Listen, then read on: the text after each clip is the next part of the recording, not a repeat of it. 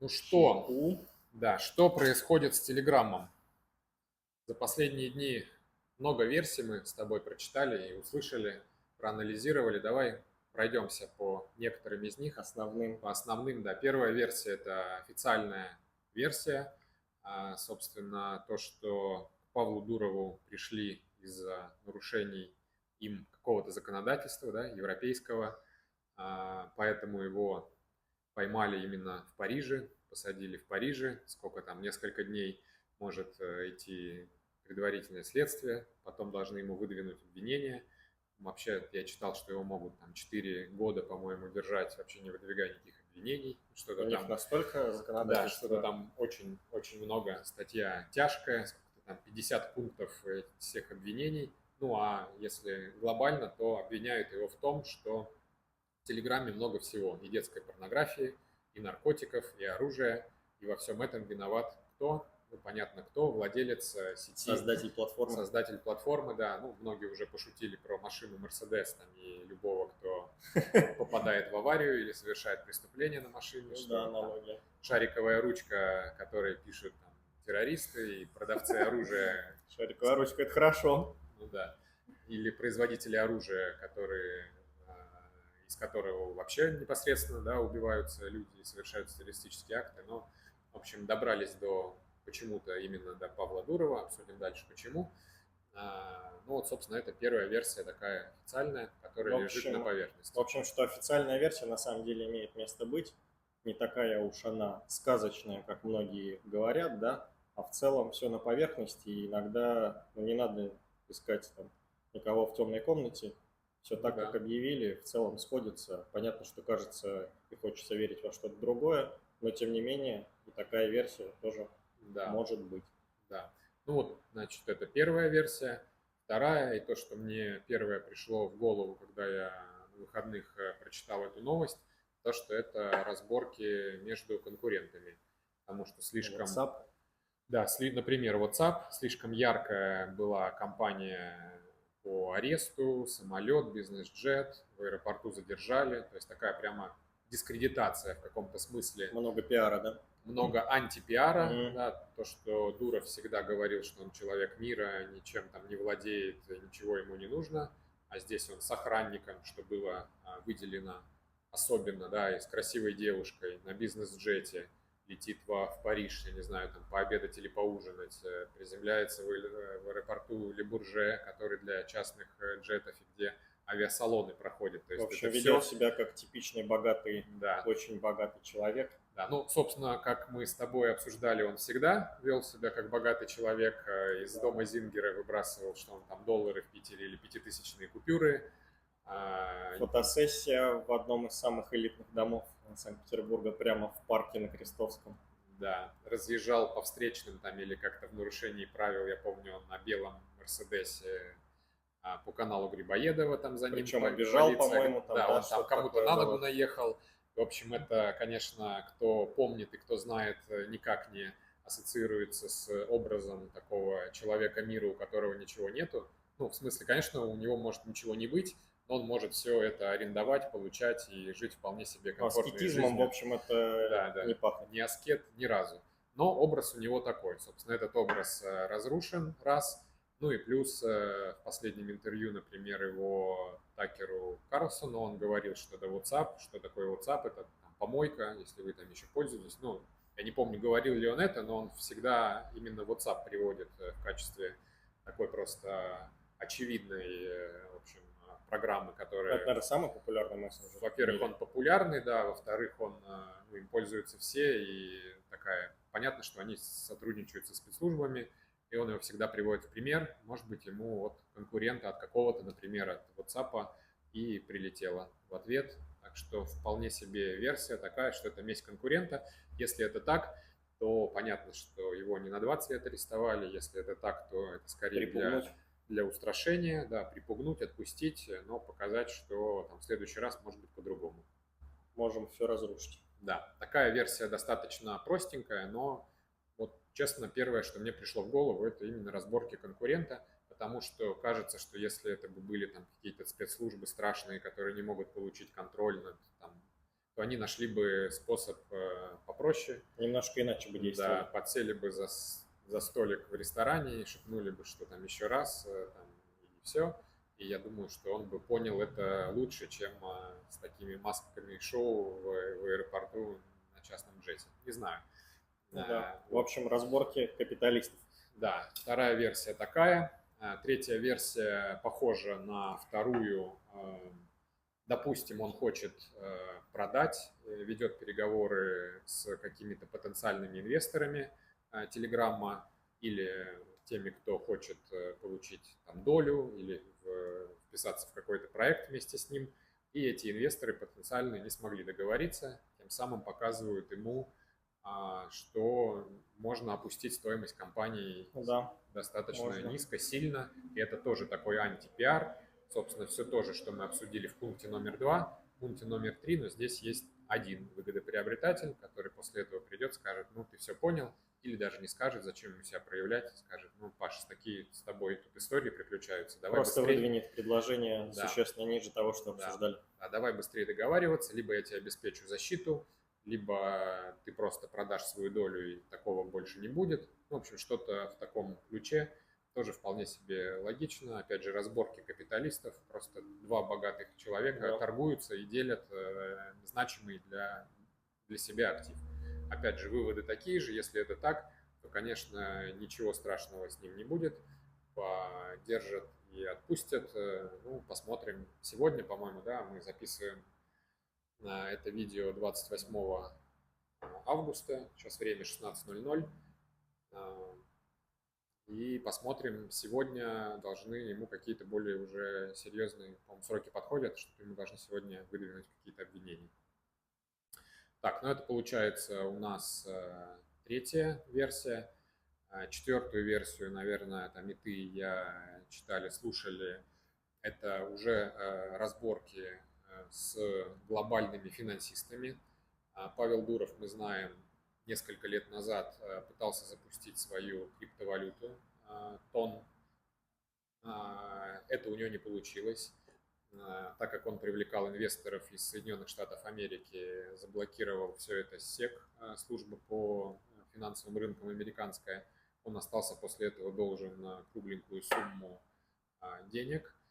И я так понимаю, что заход на американских инвесторов после этого ему заказан. А что он хотел сделать? Он хотел сделать валюту, которая внутри сообщества.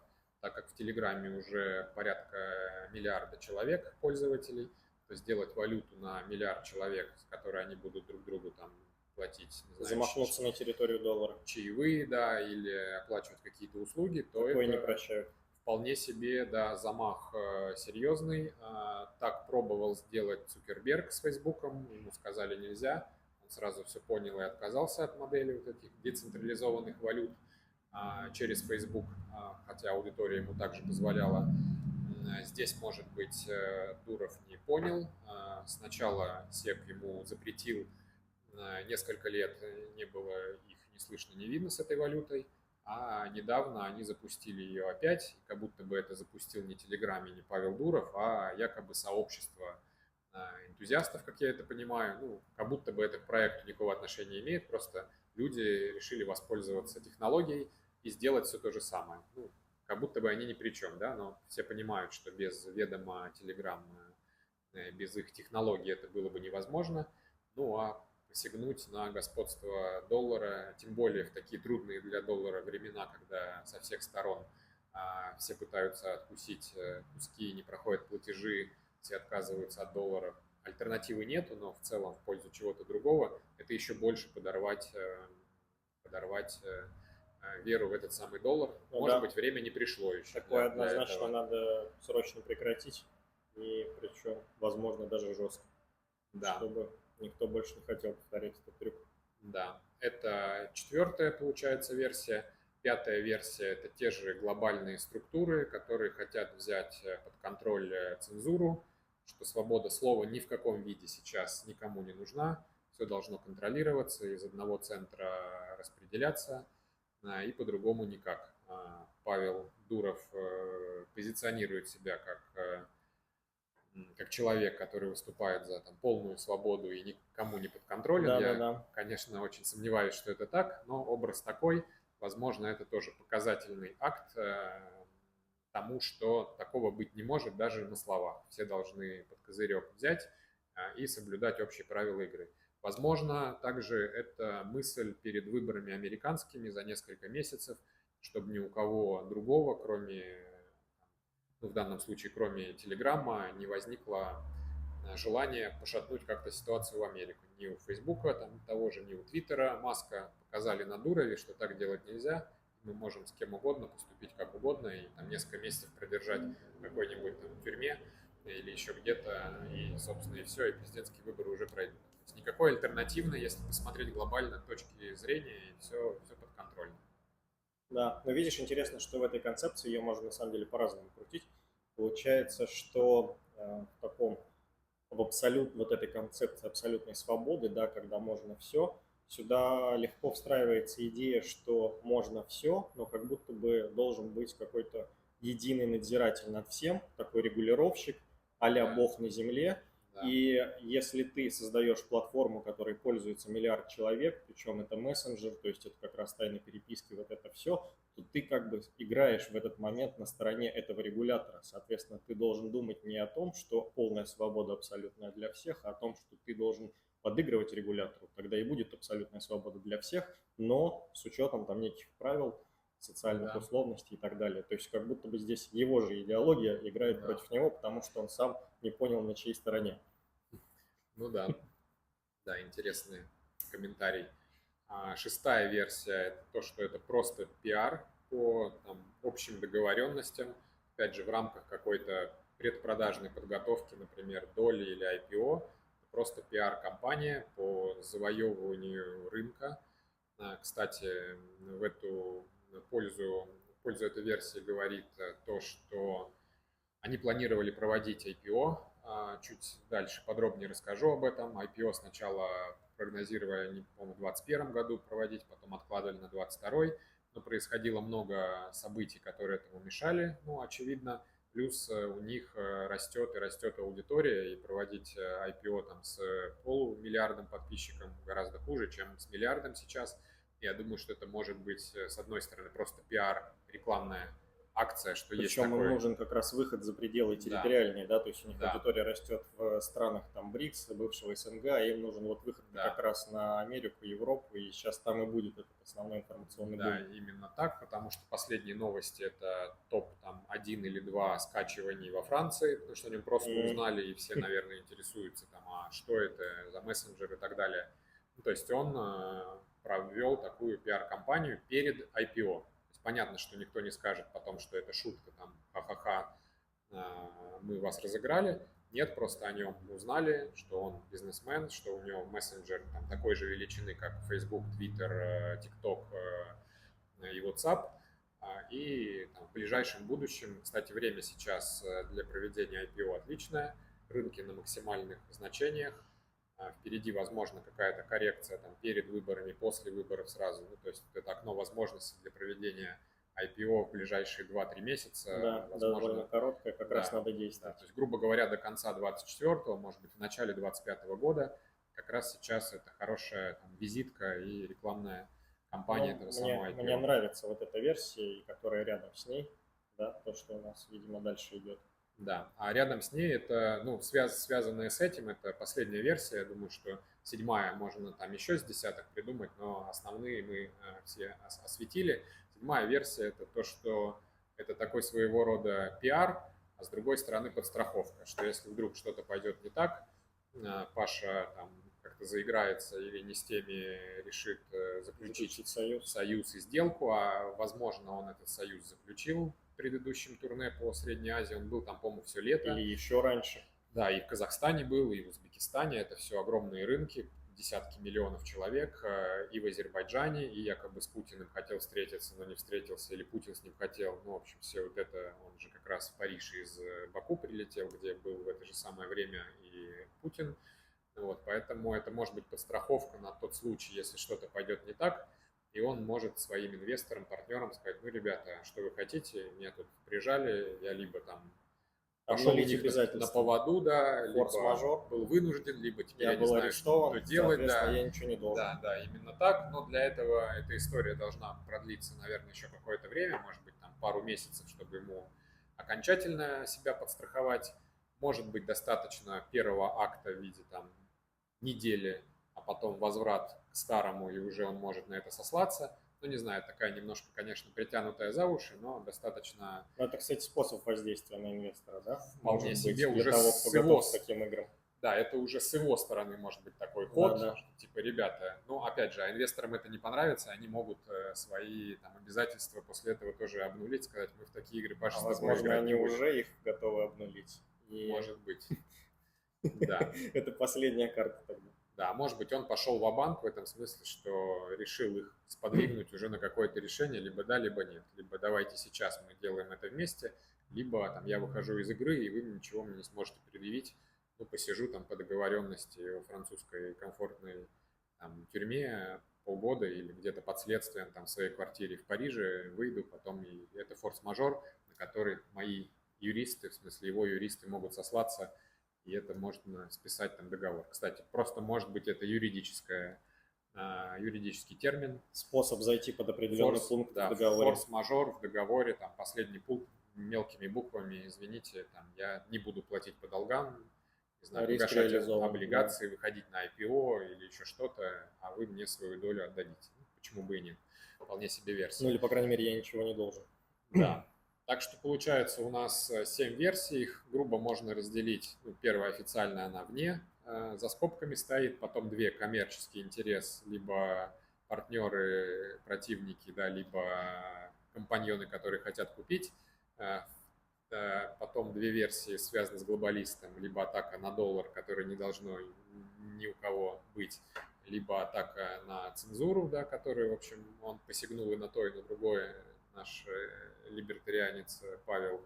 И последние две версии это такие пиар и антипиар, да. Кстати, они могут быть одновременно и правдивые обе последние, что это и пиар, и антипиар, его можно использовать, потом выкрутить как угодно. Так но даже из разных, на самом деле, могут быть одновременно правдивы. То есть можно было там и союзы заключать, и доллару мешать, и с инвесторами цапаться, и все это просто сошлось в одной точке. Да. Ну что, как тебе эти версии? Что ты думаешь? Я небольшую подготовил тут справку, не знаю, как я начну или ты начнешь. Я немножко почитал, посмотрел и напомнил сам себе о том, кто такой Павел Дуров и с чего начиналась. Ну, его, я имею в виду, коммерческая деятельность, потому что то, что он санкт-петербургский там, студент и придумал социальную сеть, можно фильм Facebook посмотреть, в принципе, практически его история дублируется с. Но вот это меня всегда как-то волновало, что уж слишком сильно она дублируется, что уж прям скопировали не только приложение, да, но и путь, и прям также выбрали парня молодого, студента хорошего вуза, да, который вдруг резко все это сделал. Кстати, Павел почему-то никогда не раскрывал историю, вот все-таки Facebook так или иначе чуть раньше появился, да, там в 2004 году пришла идея Цукербергу, полноценно они вышли на рынке, да, в 2006. Павел в 2006 начинает вот это все дело, и он как будто стремится успеть вот, ну, примерно в одно время сделать с Фейсбуком.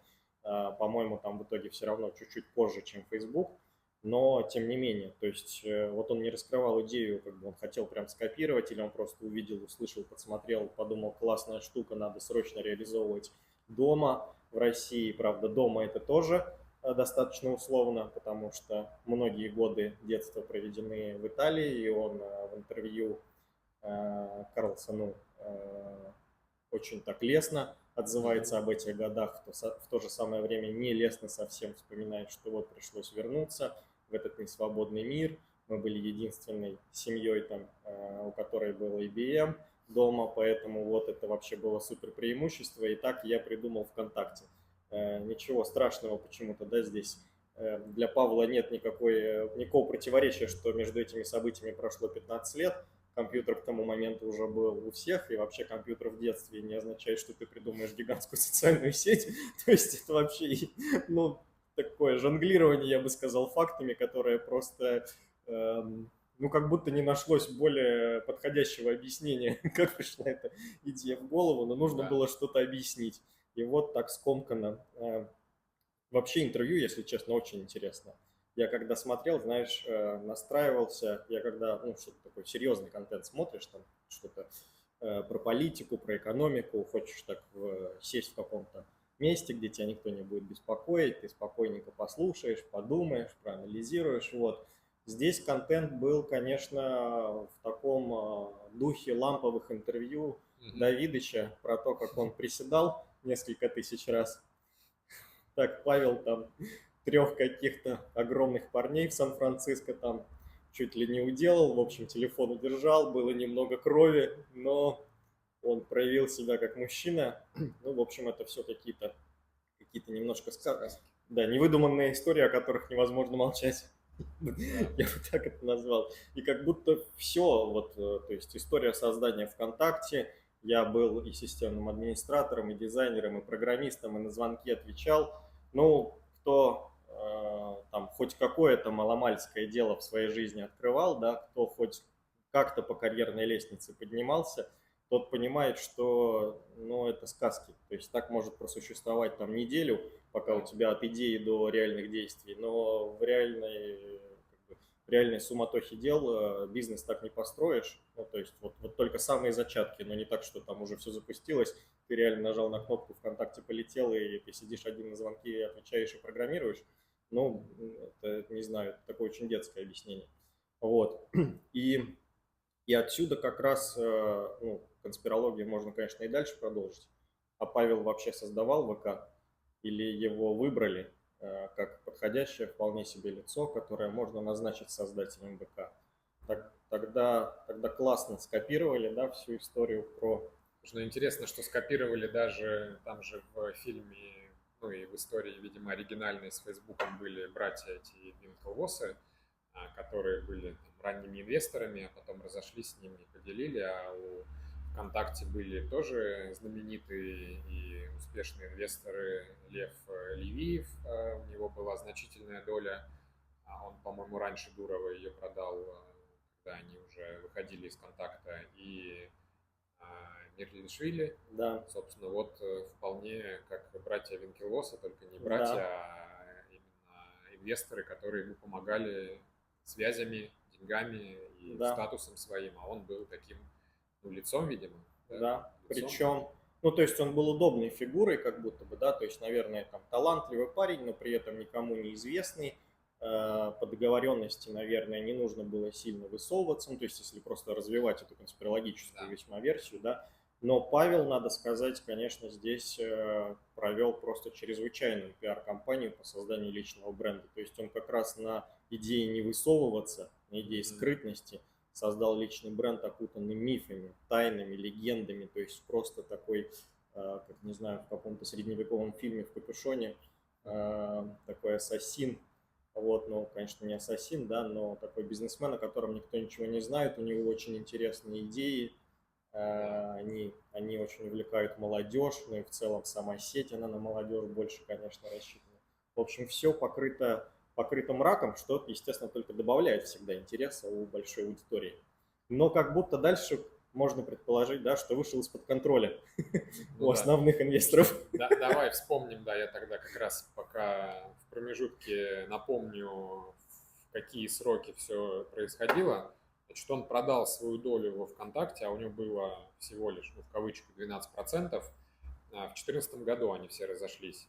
Тогда оценка была, ну, информации нету, я думаю, что эта информация скрыта, но видел новости, что ВКонтакте продавался, исходя из оценки, 3-4 миллиарда долларов за всю компанию. То есть его доля в 12% может быть примерно оценена в несколько сотен миллионов долларов, ну, то есть примерно там от 300 до 500, возьмем какую-то серединку, 400 тысяч. И он вышел, получается, из контакта в 2014 году, а Telegram был основан, между прочим, 14 августа 2013 года. То есть он еще был сотрудником, еще работая во ВКонтакте Начал уже, готовить да. запасной А я не аэродром. помню, по-моему, может, они с 2013 года уже начали там все расходиться, там Mail.ru появилась, потом у Левиева, по-моему, как раз выкупил UFC, владелец доли, потом все это сконцентрировал Алишер Усманов под собой. Теперь, по-моему, это ему принадлежит. Но раньше вот эти все доли там были у разных людей. Собственно, может, они в 13-м и начали расходиться, и он стал... Быстро сообразил, что надо что-то делать. Да, нужно что-то делать. И как раз здесь пересечение с WhatsApp, да, по-моему, раньше же у всех были там Facebook, ВКонтакте, и все общались таким образом. Потом пошли мессенджеры, которые сначала популярными не были, но, видимо, тоже сначала WhatsApp и чуть позднее Telegram. То есть здесь вот как будто бы он и сейчас быстро сообразил, что надо делать. Да, здесь мы можем потом сделать какой-то, может быть, прогноз, что сейчас развивается и в какую-то сторону идет, да, но, собственно, вот с 2013 года начал появляться информация о том, что они делают Telegram. 14-го, после того, как он получил деньги, по-моему, он сначала в Финляндию они переехали, там какие-то у них были мыторства по разным странам. Ну, рассказывай, да, что там где в Европе. Там свободнее, где там Сингапур, команда разработчиков, да, что-то они там много куда поездили. Но Финляндию точно помню, как будто бы это была первая точка после России, куда можно быстро переместиться, чтобы защитить себя там и всех своих Кстати, он в разработчиков. интервью тоже чуть-чуть этого касается, и это тоже как-то играет, честно говоря, не в пользу того, что он опытный бизнесмен, потому что он приезжает в какую-то другую страну, он не может выбрать, куда именно поехать, хотя у него уже есть опыт создания огромного бизнеса, суперсистемы, да, которой все пользуются, все знают, у него народная любовь и так далее. Но он не может выбрать локацию новую, он в каждую страну приезжает, пытается что-то делать, спотыкается о какие-то банальности, ну вот просто о самые понятные барьеры там, законодательства, которые, например, защищает там, местное население трудовое, еще какие-то истории, связанные с законами и трудовым кодексом. Ну, то есть, казалось бы, это там при подготовке просто ведения дел одно из первых, что нужно сделать, к чему подготовиться. Но это если ты уже имеешь такой опыт. А если нет, ты можешь просто этого не знать, не учесть или там подумать, что разберемся по ходу. И в итоге так поменять аж несколько стран, прежде чем ты найдешь локацию, которая тебе подходит. Ну, так делают неопытные бизнесмены. Да, ну вот интересно. И похоже, что первые годы, начиная с 14-го, когда они начали развивать Telegram, он развивал его на... Здесь я немножко сейчас такой финансовый след, так скажем, попробуем найти в этой всей истории. С 2014 года, похоже, он развивал Telegram на свои деньги.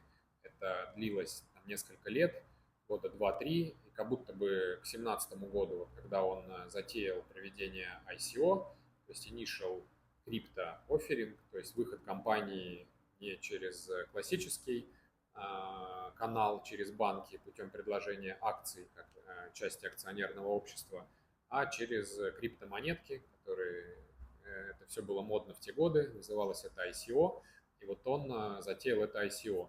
Привлекли они двумя траншами по, по-моему, 850 миллионов долларов у разных инвесторов со всего мира. Естественно, там были и американские, и фонды, и частные инвесторы, потому что заход там был не маленький, то есть они привлекали там сразу... В общем, точно пришли крупные ребята. Большие стеки, да, точно пришли крупные ребята, причем крупные и русские. Тогда говорили, что и Абрамович участвовал, и Мильнер. То есть это известные очень фигуры не в крипто, естественно, а скорее в венчурном инвестировании.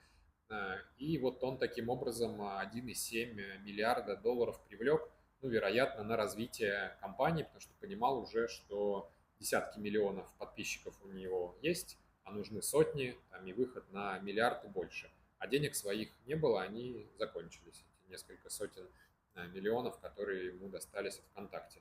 То есть привлек он 1,7 миллиарда, и все было хорошо, пока там, за несколько буквально недель до запуска в октябре 2019 года, собственно, этой монеты, к нему не пришли из СЕКа, то есть из службы по контролю за финансовыми рынками американскими, не сказали, что он не может это делать, не может привлекать никаких инвесторов, никакой там, валюты, все это незаконно.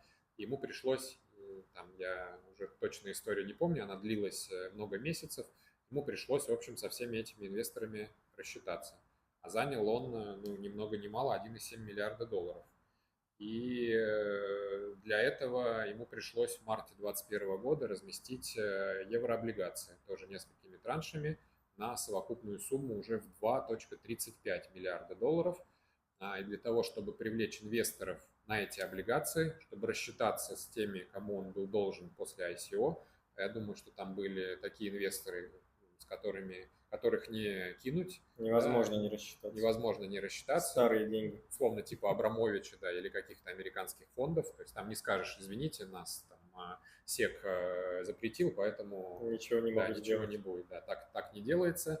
Значит, ему пришлось, чтобы рассчитаться с теми 1,7, занять уже 2,35. Это был 2021 год. Он выпустил эти еврооблигации на 5 лет под 7% годовых. То есть у нас факты так или иначе говорят о том, что денег, полученных от продажи доли ВКонтакте, точно было бы недостаточно для Абсолютно. всей последующей деятельности. Долг только рос, были проблемы объективно. Ну, то есть это просто то, что известно из общедоступной информации, что не поддается сомнению. Да. И более того, чтобы привлечь покупателей уже в еврооблигации, а это был его дебютный выпуск, никто о Телеграме так толком не знал в финансовом мире, естественно. Компания эта венчурная, она убыточная, естественно. То есть и привлечь на очень значительные суммы под такой бизнес было сложно. Ну, там, не знаю, Газпром или РЖД или какая-нибудь нефтяная компания такие деньги может привлекать. И привлекает именно такой порядок цифр. А то, чтобы Telegram, ну да, есть там Дуров, есть там серийный предприниматель, но это огромные деньги для этой индустрии, и он был вынужден предложить конвертацию этих еврооблигаций в акции в последующем с дисконтом. То есть он таким образом как бы завлек, получается, инвесторов потенциальных и предложил им сделку. Если до 2023 года, по-моему, он бы вышел на IPO, то дисконт бы был 10% в цене IPO, то есть он уже не вышел. Если до марта 2024 года он бы разместился, то, по-моему, 15%, и максимальный дисконт там, порядка 20%. Я сейчас не могу найти информацию, но, по-моему, это так. Если он выходит на IPO к 2025 году. Это был последний уже рубеж, да? Да. Ну, то есть это хорошая очень скидка для владельцев облигаций, которые могли бы превратить свои облигации в акции, если бы прошло IPO, потому что погасить облигации всю сумму в 2,35, не считая процентов, нужно к 2026 году. То есть в 2021 он занял на 5 лет. То есть сейчас 2024 год, у него осталось меньше 2 лет для того, чтобы найти где-то как минимум 2,35 миллиарда долларов только на погашение облигаций. Я не говорю про 7% купона, который он платит в год владельцам, которые держат сейчас. Про операционную деятельность. Да, и операционная деятельность, которая до сих пор убыточная была. Сейчас он начал монетизироваться через платные подписки, но это копейки по сравнению с затратами. То есть там затраты растут пропорционально росту количества подписчиков. И у меня есть файлик, я не знаю, кто-то читал, что количество подписчиков в 2024 году уже там, порядка 1 950 000 000, и затраты на поддержание этого 600. В 2023 было 800, и затраты были там меньше 600, а до этого 500, 300, 200. Короче, затраты растут экспоненциально и быстрее, чем растут подписчики. А доходы с платных подписок это 30, 60, и прогноз 2024 года 100 миллионов долларов. Это вообще копейки. При том, что ему нужно выплачивать 7% только за облигации, а это 141 миллион долларов процентов, операционно поддерживать компанию еще 600. Откуда? В общем, ситуация непростая. Это каждый год, да, откуда берутся эти деньги. Плюс в 2026 году ему нужно будет вернуть всю сумму в 2,35 миллиарда долларов. И вот осталось 2 года. 2 года, ну, это очень короткий срок. Кстати, снова это укладывается в концепцию, что Павел был назначенным руководителем, да? Нет, конечно, можно помечтать. И недавно Дуров, Forbes, по-моему, российский, написал статью, что он самый богатый русский. Ну, потенциально, наверное, если продать за очень дорого кому-то Telegram, выйти на IPO, то, конечно, доля его, вопрос, какая доля у него осталась, он же что-то предлагал в залог тех обязательств, которые, то есть люди ему давали деньги в долг, по сути, возможно, есть еще частные инвестиции, которые никакими еврооблигациями или ICO не регулируются, просто люди дали под его имя, там, 500 миллионов или миллиард долларов, такой вполне может быть, какие-то фонды на ранней стадии, но это все монетизируется через IPO. А если IPO не успеть сделать по какой-то причине, то это невозможно монетизировать. То есть это говорит в пользу версии давление потенциальных там кредиторов на него. То Да, есть ты не сможешь сделать IPO, потому что ты сидишь в тюрьме, а денег ты нам должен. да. Поэтому по пункту такому-то, пожалуйста, отдай нам там 20, 30 или 50 или всю долю в своей компании, например, как вариант. Но с точки зрения давления вообще легко понять вот это турне, которое было незадолго до ареста, да, и турне, и пиар-компания. Ну, то есть я бы назвал вот эти все интервью, резкое появление женщин, которые, ну, как-то всегда были в тумане, непонятно было вообще, есть они или нет. Это все можно назвать такой пиар-компанией перед Да, сложными временами. То есть, возможно, турне было потому, что нужно было срочно перевернуть игру, или найти кого-то, с кем можно о чем-то, ну, супер прорывном договориться, тогда перевернуть игру, да. Можно тогда предположить, что, видимо, договориться ни с кем ни о чем не получилось. Возможно, были к тому же какие-то там обещания о том, что вот сейчас поеду, сейчас мы все придумаем, наладим и так далее. Не получилось. И, возможно, тогда визит во Францию был вообще от безысходности. То есть все, турне сделал, с точки зрения там операционного управления ничего придумать уже невозможно. Надо ехать тогда финально и договариваться. И вот, да. возможно, сейчас и договариваются, либо показывают, ну, та сторона, да, потенциальная, которая в тени, что договариваться здесь уже сложно. Сейчас в голову пришла еще одна мысль, как раз, ну, в подтверждение твоей, что это все, никто его не арестовывал, нигде он сейчас не сидит, а просто идут несколько дней переговоры, и по-другому ему залететь там во Францию для того, чтобы с кем-то... А что такое Франция? Это старые банковские семьи, элиты, одна из ветвей Ротшильдов, да, или Рокфеллеров европейских. Рокфеллеры, по-моему, американские, а Ротшильды европейские. У них была ветвь семьи лондонская и парижская. Парижская – это BNP Paribas, Société Générale – это их банковские активы. То есть они родом из Лондона и Парижа.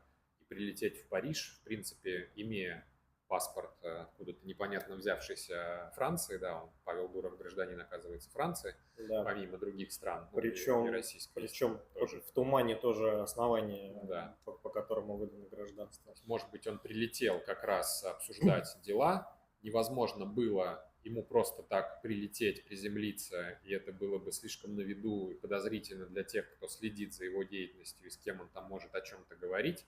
И нужна была такая завеса тайны и связанная с арестом, чтобы провести переговоры спокойненько сейчас в Париже с этой банковской элитой.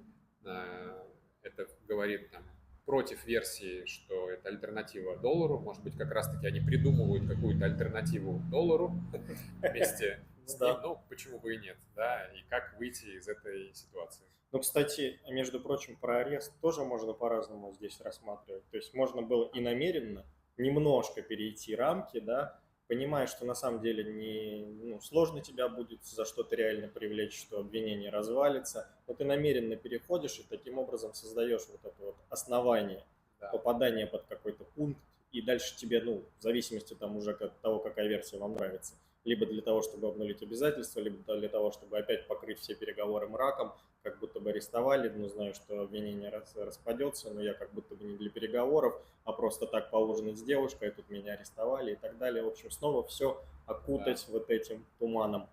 да. Ну и то, что он, предположить, что он там случайно летел куда-то непонятно, закончилось топливо, пришлось приземлиться в Париже. Мне Ну, кажется, вот это вообще деза. это бред Это какой-то, да. Куда он дезинформация. мог лететь, что у него закончилось топливо?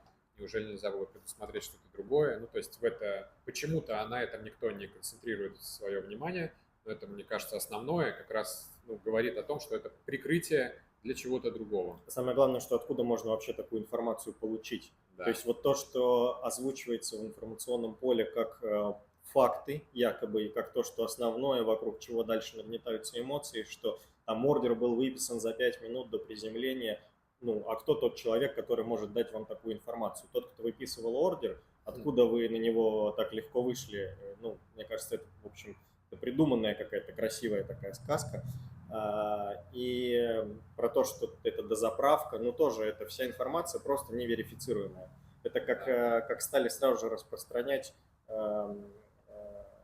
вот про совет программистов, Как совет командиров год назад, Да, так здесь совет программистов. Просто перепечатанное сообщение, заменили командиры на программисты, да, да, имена заменили и один в один сообщение разослали, и некоторые стали всерьез думать, что это правда. да. Ну, поэтому что у нас получается? Как минимум там, ну, наверное, с десяток, да, совокупно версий, которые абсолютно друг другу не противоречат Мне, и кстати, могут нравится, что они на выполнять. фактах все обоснованы. То есть там Да, можно дальше верить, не верить, нравится, не нравится, а выше вероятность, ниже. Но здесь в этих всех версиях нету эмоциональной составляющей. Это все на основе, ну вот, сопоставили факты, а дальше их можно трактовать в пользу экономики, политики, глобалистов, там, личного просто желания выйти как-то из ситуации, когда ты взял деньги у инвесторов. Ну, то есть это все вполне реально. мне нравится денежный след, именно его, да, я рассматривал. Мне кажется, что вот все, что связано с деньгами, с монетизацией, это хоть Павел Дуров и бессеребренник, да, в кавычках, но это все в его стиле. Провести хороший пиар и продать подороже компанию или, во всяком случае, попробовать продать, соблазнив тем самым инвесторов. Это все очень подходит Да. под... То И есть, снова стать свободным, как то, что вполне да, вероятно ему действительно нравится. То да, есть вот создал быстро бизнес, быстро вырастил там во многом на таких авантюрах. И дальше да. снова такой гигантский просто масштабный пиар-ход. Продал, вышел, ты свободен, делаешь, что хочешь. Да. И возвращаясь к тому, что мы говорили про ВКонтакте, да, он вышел тогда, когда, ну, не знаю, так скажем, это уже не было настолько популярным, и тенденция была в другое, в мессенджеры, там, в короткие Ну сообщения и да, так далее. Сейчас тенденция, мне кажется, тоже, то есть этот вот излет мессенджеров, он заканчивается в том пик. смысле, что, да, он прошел пик, понятно, что уже никто не даст компании с миллиардом подписчиков развиваться свободно, нужно с кем-то договариваться, нужно идти на компромисс. Это разрушает, собственно, всю его логику, Идеологию. да, идеологию, и он тогда становится таким же, как и все остальные. Ну и, собственно, он набрал тот самый миллиард подписчиков, да, и клиентов Телеграма. Это та цифра, с которой уже можно хорошо продать и обкэшиться. Да. Поэтому И пойти в новый проект. пойти в новый проект, да, вопрос, что дальше, может быть, мы обсудим там в каких-то следующих видео, но мне кажется, вот эта история с мессенджерами, со свободными, с шифрованиями, с какими-то, это все, оно, конечно, будет. Мы где-то будем переписываться, мы будем выбирать себе самый удобный, самый понятный, но это все точно так же, как ВКонтакте, который спустя 10 лет, да, он продал его в 2013 году, прошло 10 лет, ВКонтакте есть, им пользуются, к нему добавили новый функционал. Сейчас ВК-видео, по-моему, сегодня прочитал новость, что сравнялось по количеству подписчиков с YouTube из-за замедления блокировок YouTube. Ну, собственно, ВКонтакте живет, но это не так актуально. То же самое и мессенджер через 10 лет также будет жить, мы в нем будем общаться. Скорее всего, в Телеграме там, после продажи, если он решит его продать, будет уже не миллиард, а 2 миллиарда пользователей. И каналы будут, и сообщества будут, и все что угодно будет, и монетизация, и будет все еще лучше. Но если он продаст и выйдет на пике, то куда он пойдет? Я думаю, что понятно, куда все это пойдет. Это пойдет в криптовалюты, в деньги новые. И Вполне вопрос, возможно. да, вот вопрос Вполне деньги возможно. против кого-то, ну то есть альтернатива доллару, если это возможно, если это позволено, или деньги лишь как часть этой долларовой системы, потому что, например, USDC и USDT – это две криптовалюты, которые сейчас есть, у них в залоге американские облигации. Это, по сути, тот же самый вид долларов, только с другой стороны. Так идеальный момент, ты сейчас выходишь вот Да, до конца года, да, как раз на стыке 24-25 мир, возможно, приобретет новый виток, что-то поменяется, и ты поймешь, куда дальше надо двигаться, у тебя есть кэш. да, Просто фантастика вообще. да. То есть время для продажи своей компании сейчас выбрано хорошее, поэтому рассматривать это с точки зрения денег, пиара перед предпродажной Ну подготовки вот вполне тогда может быть. главный талант, да, Да. человека. То есть крутой венчурный Создать проект, предприниматель да, в смысле... 10 лет, почувствовать тенденцию, выйти на пик к этому моменту, хорошо распиарить и продать свою Да. долю. Дальше, ну, видишь, он после ВКонтакте уже сразу перешел на Телеграм, а здесь у него уже есть так называемое криптосообщество, да, которое использует валюту тон, и, Да. может быть, ему просто нужно выходить из одного проекта, чтобы полностью заняться другим, либо чтобы не портить, так скажем, реноме Телеграма, что он никак не связан, он просто бизнесмен, который просто занимается криптовалютой. Тогда ему там позволят это делать. Разделяется тогда вот Да, эта Телеграм история. тогда может пострадать из-за этого, поэтому ему нужно сейчас из Телеграма выходить, потому что он понимает, что нажим из-за тона будет серьезный, и там нужно будет уже с кем-то договариваться либо за, либо против. Ну, это уже не важно, он будет частью долларовой системы, как там USDT, USDC, либо он будет строить как будто бы, да, независимую какую-то площадку, которую, не знаю, возможно ли в наше время. Но вот интересно, как будто бы у него подошел просто следующий цикл, он хочет выходить из Телеграма, и сейчас происходят вот эти вот действия вокруг этого, либо его хотят отжать, либо он хочет кого-то там очаровать, да, чтобы подороже продать долю.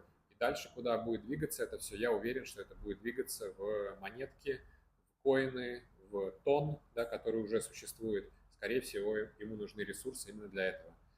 Почему турне по... Либо он искал продавцов, покупателей на свой бизнес по Средней Азии. Либо уже для нового Да, либо для нового проекта. Ну, например, валюта БРИКС, да, то, что там многие говорят, и как будто бы сейчас его вот, давят на него в Париже из-за того, что он договорился с условным Путиным для того, чтобы сделать валюту БРИКС. А может быть наоборот, все за, все в курсе, валюту БРИКС сделать можно и нужно, но перед этим ему нужно выйти из Телеграма. Красиво, красиво и вполне реально. Да, но вот хорошо перед нашей записью ты как бы подвел итог. Я попрошу тебя и сейчас сделать это, потому что как на самом деле не знает Мы никто. точно Да. не знаем. Мы не знаем, не знают те комментаторы, которых мы смотрим, там, наши подписчики смотрят. Никто не знает правды, мы можем понять ее спустя какое-то время, и то не будем знать точно, и то должно пройти какое-то существенное... Это будет только трактовка Да, событий. это трактовка все равно, и это пройдут недели, месяцы, а может быть годы, Да. когда мы поймем постфактум, ах, оказывается, это было вот так вот. Поэтому мы здесь лишь одну из той же версий. Наблюдатели, да, которые одну версию. Тем интереснее, когда не знаешь, как на самом деле. Если бы все знал, то было бы и неинтересно. Да. Что обсуждать, если ты знаешь правду? Да. Нечего обсуждать. В общем, мы решили записать это видео и хотим делать это и дальше. Подобные разборы наиболее интересных, громких событий. Потому что мы такие же обычные люди, как, вероятно, те, кто будет нас смотреть. Мы также не знаем настоящей правды, и вообще мало кто ее может знать, то есть только сам Павел, наверное, в данном кейсе, да. Вот. Мы чувствуем, что за последние уже годы, то есть уже несколько лет, там последние лет 5 так точно, наверное, а то и больше, события набирают все больше оборот, то есть события все более удивляющие, шокирующие, все более громкие, все более влияющие на нашу жизнь, то есть на жизнь обычных простых людей, которые занимаются, там, ходят на работу, ведут какой-то небольшой бизнес, каждый день думают там, о том, как жить следующий месяц, на что жить следующий месяц, там, как строить семью и так далее. Вот. И простой человек, который не в курсе событий, а целый день занимается своими вот обычными этими бытовыми делами, он, конечно, когда вот этот огромный информационный шум на тебя давит, придавливает, человек, когда думает об этом всем, ему тяжело, ему часто не справиться с этой информацией, ему хочется этим с кем-то поделиться, своими мыслями даже банально в голове, хочется услышать какую-то точку зрения, там, совпадает она с тем, что у него в голове крутится или не совпадает. Во-первых, на это просто нет времени в жизни обычного человека, да, то есть сколько у нас есть времени, там, часик-два вечером, чтобы посмотреть что-то в новостях, там, в ютубчике или на другой платформе, ВК, там, еще где-то, да, Телеграм почитать. Дальше не знаешь, кого читать, кому доверять. Если ты простой человек, все для тебя выглядят непростыми, потому что все там как-то, где-то, кто-то уже сколько-то лет в политике, кто-то чей-то там сын, дочь, там, не знаю, и так далее. То есть ты думаешь, а зачем они это говорят, почему они это опубликовали, а может быть вот так, а может быть на самом деле они преследуют какую-то цель, они хотят тебя просто просветить. И, соответственно, ты еще больше стрессуешь от этого, что ты, начиная разбираться, только вязнешь во всей этой информации, в своих мыслях, еще хуже, то есть лучше бы ты даже не начинал, а ты, начиная думать, совсем уже погружаешься в эту пучину. И мы на примере собственном знаем, что часто вообще не с кем этим поделиться.